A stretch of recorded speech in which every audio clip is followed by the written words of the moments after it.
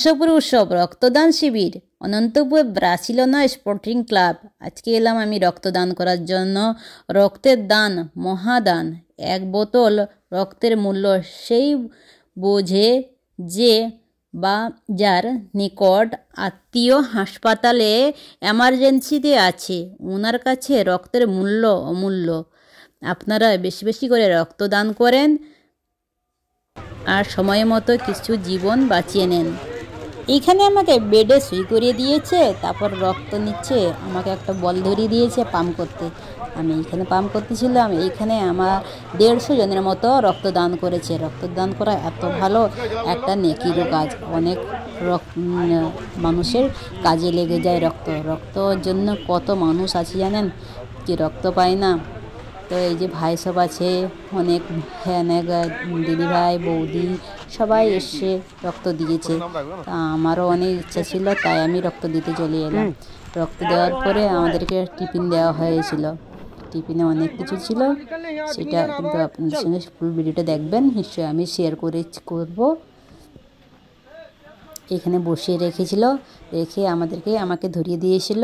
এখানে হরলিক্স দিয়েছিল। তারপর আমি বসে খেলাম। হরলিক্স খাওয়ার পরে দিয়েছে আমাদেরকে একটা গিফট কুপন দিয়েছে, আর এখানে মিল নেওয়ার জন্য। তো আমি এই কুপনটা নিয়েছি, আর কি দিয়েছে ওটাও প্যাকেটে আমি দেখাচ্ছি। এখানে প্যাকেটে দিয়েছে, এই যে খুলেছি। আকসা প্রথমে তো আমার নিয়ে নিল ঝুরি ভাজা। এখানে দিয়েছিল, মিষ্টি ছিল, খেজুর ছিল, সঙ্গে কেক একটা ছিল, অ্যাপেল, লেবু, ডিম সিদ্ধ, অনেক কিছুই ছিল।